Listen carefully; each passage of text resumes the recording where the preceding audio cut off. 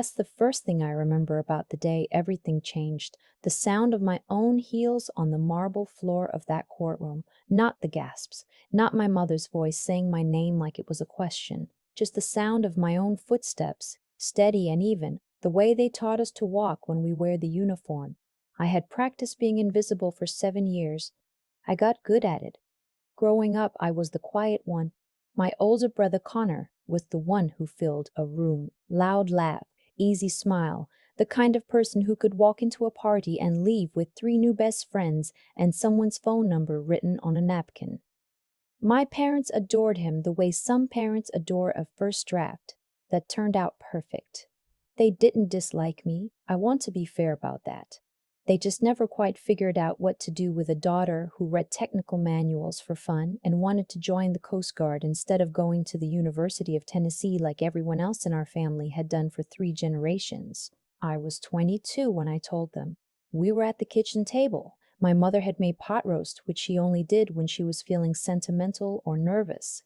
I should have read that as a sign. Connor was there too, home for the weekend from his own enlistment. He was Army, had been for 2 years, and my parents treated that fact like a crown he wore everywhere. I said, I got my acceptance.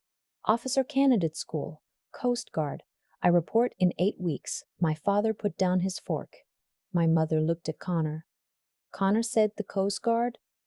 That's not even a real branch. I let that sit there. I'd heard it before.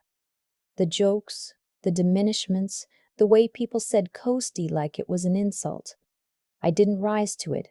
I just said, yes, it is. And I start in March. My mother asked if I was sure. My father asked what I planned to do about my apartment. Connor asked if I knew how hard OCS was and whether I thought about what would happen if I washed out.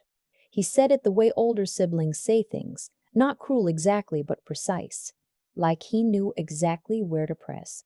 I told him I wasn't planning on washing out. I didn't. I graduated OCS on a Thursday in May.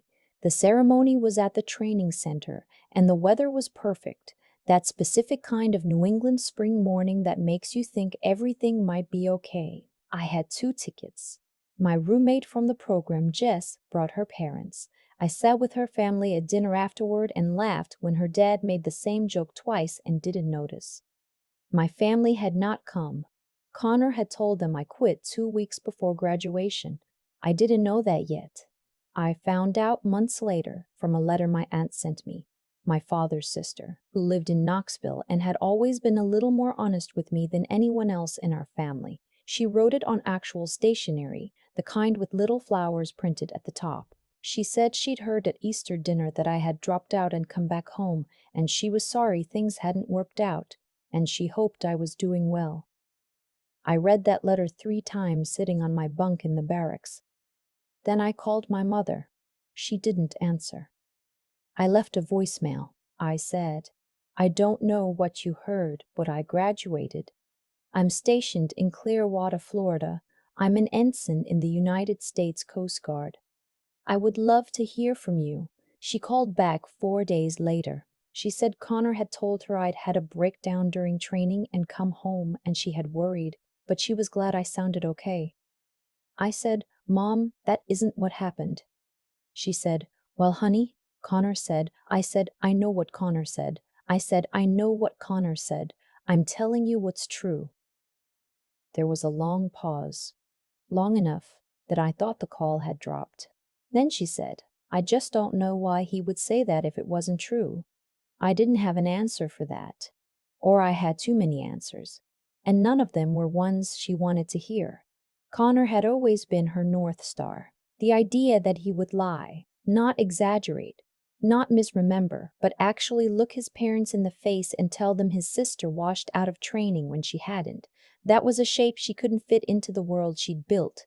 I said, I have to go. I'm on duty in an hour. She said, take care of yourself. I said I would. I didn't call again for a while after that. I kept meaning to. I sent Christmas cards every year from whatever station I was at with my address printed clearly on the back of the envelope. I sent a card when I got promoted to lieutenant junior grade. I don't know if they read them. Nobody wrote back. The years moved the way years do when you are busy and trying not to think about something. I moved through stations, Clearwater, then a year on a cutter working fisheries enforcement off the coast of Alaska, then a posting to Sector Houston. I made lieutenant. I made lieutenant commander faster than most people expected, which my commanding officer told me was unusual and I should be proud of. And I was, quietly, in the way I'd learned to be proud of things, without anyone to call and tell. I met my husband during my second year in Houston. His name is Garrett. No, wait. His name is Patrick.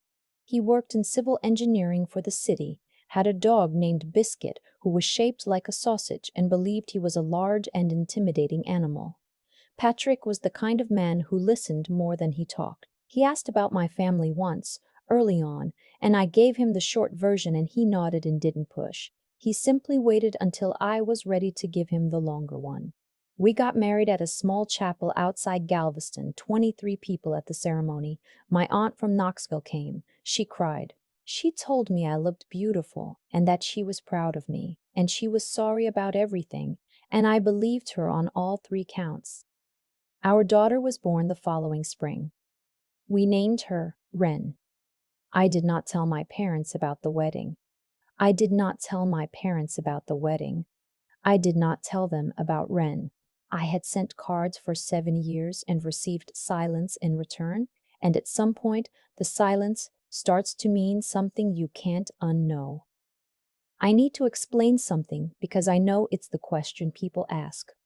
Why didn't I just show up? Why didn't I drive to Tennessee, knock on the door, stand in the living room and say, "Look at me.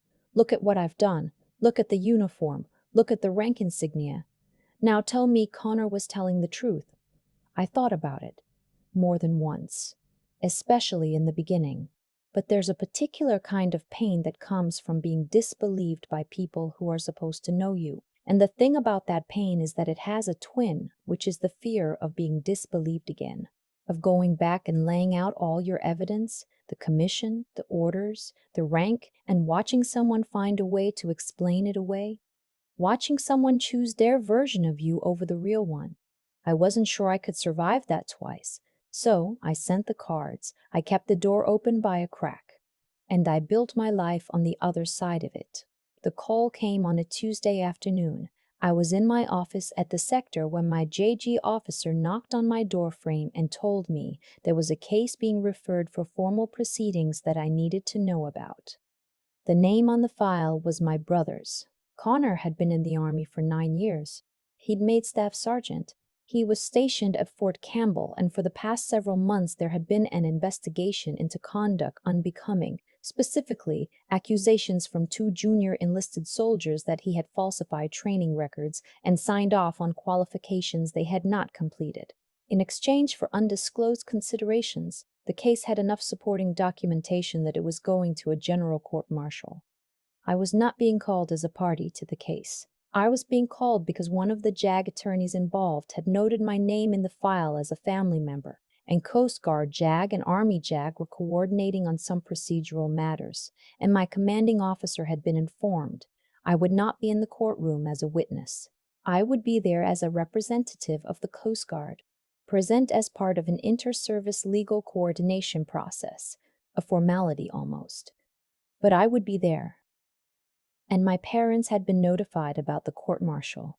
They would be there too. I sat with that for a long time after the JAG officer left. I wore my service dress blue. I want to be specific about that, because it matters in a way that's hard to explain if you haven't spent time around military dress uniforms. The service dress blue is not the everyday uniform. It's the one you wear when things are formal, when the occasion requires precision. The gold stripes on the sleeve, the insignia on the collar, the ribbons on the chest. Not all of them, but enough that anyone who knew how to read them could tell something about where you'd been and what you'd done. I arrived early. I always arrive early. I found my seat on the coordination side of the room, away from the family gallery, and I set my cover on the table in front of me, and I looked straight ahead and I breathed the way they taught us to breathe when we're managing something difficult. I heard them come in behind me. I didn't turn around. I heard my mother's voice, low and uncertain, asking someone where they should sit. I heard my father clear his throat the way he does when he's nervous. Twice, quickly, then once more. I kept my eyes forward. The proceedings began. There were formalities, introductions, the reading of charges. I was aware, with the specific peripheral awareness you develop after years of operational work, that my mother had spotted me. I know because she said my name. Not loudly, but in that register, hushed and sharp at the same time, that a mother's voice has when she's been surprised out of herself. I turned then.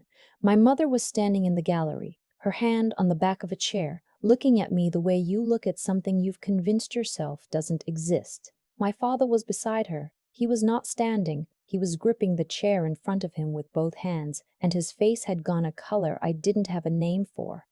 I held eye contact with my mother for a moment, then I turned back to face the front of the room. The proceedings lasted most of the day. I won't reconstruct all of it. Some of it is not mine to share, and some of it was simply technical and procedural in the way these things are. Connor was present. He looked older than I remembered, and he did not look at me once. My parents sat in the gallery for several hours. At one point during a recess, a bailiff told me that my mother had asked to speak with me, and I had 3 minutes before we reconvened. I walked to the corridor. She was standing just outside the doors, her coat still on, her hands clasped in front of her. She looked smaller than I remembered. I don't know why that surprised me. 7 years is a long time. She said, "How long?" I said, "Since OCS." She said, "You've been—" I said, "Yes." She pressed her lips together. Her eyes went to my collar, to the sleeve, to the ribbons, and I watched her doing the arithmetic, even though she didn't know all the symbols, even though she was probably only reading the texture of it, the weight of it, the specificity, the evidence of years that had passed without her. She said, "Connor told us." I said, "I know what Connor told you. You knew my address. You had my number. You got Christmas cards for 7 years." She didn't say anything. I said, "I have a daughter. Her name is Wren.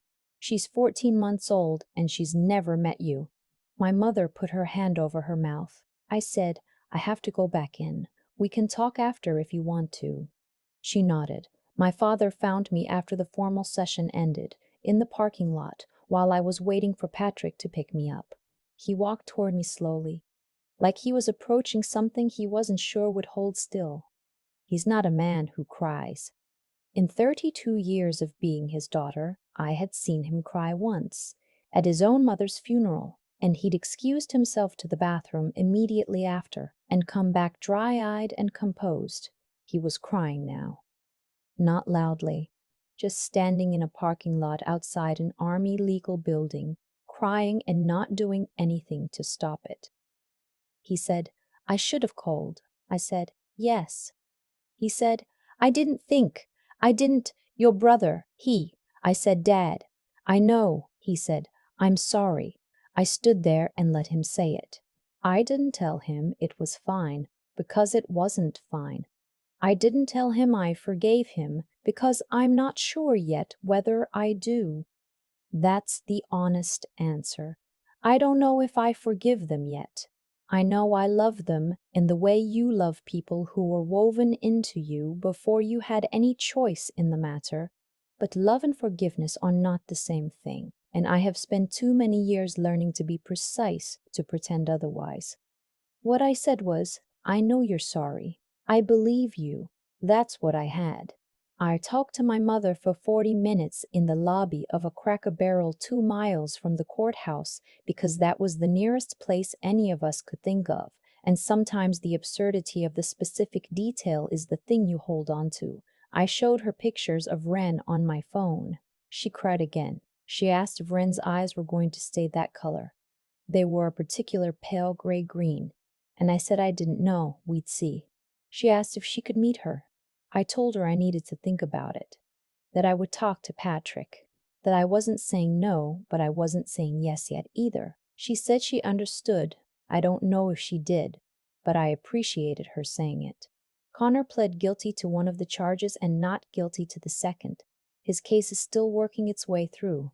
I can't talk about the specifics, and I won't. What I can tell you is that whatever happens to him is not my doing and not my satisfaction to claim. I hope the junior enlisted soldiers who were put in danger by falsified records are okay. That's the part that matters most, in the end. My parents and I have had 4 phone calls since the courthouse. They've been awkward, which I expected. My mother asks about Ren every time. My father talks too much at first and then gets quiet in a way that I've come to understand is him trying to listen, which is harder for him than talking. We are not back to normal. There is no normal to go back to. What we are doing is building something that doesn't have a name yet. It's slow. Some days it doesn't feel worth it. But Ren is 14 months old, and she has my father's eyebrows, this ridiculous specific genetic inheritance, and I think about that sometimes. I think about it when I don't have an answer to anything else. Someone asked me recently if I would do it differently, whether I would have pushed harder, shown up in person, not waited for a courtroom to do what a phone call could have done. I've thought about that a lot. The honest answer is, I don't know. I know what it cost to be disbelieved once. I know what it cost to protect myself from being disbelieved again. I know that the Christmas cards were a kind of stubbornness, and also a kind of hope, and I'm not sure you can have one without the other. What I know is this. I put on my uniform and I walked into that room and I did my job. I did it professionally and I did it correctly, and at no point did I let what I was feeling get between me and what was required of me. That is what they teach you. That is what I am, and my parents saw it. Finally, after 7 years, they saw the full shape of who their daughter became while they were looking at the wrong story. I don't know what they do with that now. That's theirs to carry. I just know what I do with it. I go home. I pick up Ren from daycare, and she grabs my braid and pulls hard because she thinks it's funny, and I pretend to be annoyed because that's also funny. Patrick makes dinner, and Biscuit sits under the table, hoping someone will drop something, which they always do. We watch an hour of television and then we go to sleep. That is my life. I built it out of nothing but the years I had and the work I did and the choices I made when nobody was watching. It is enough. It is more than enough. It is mine.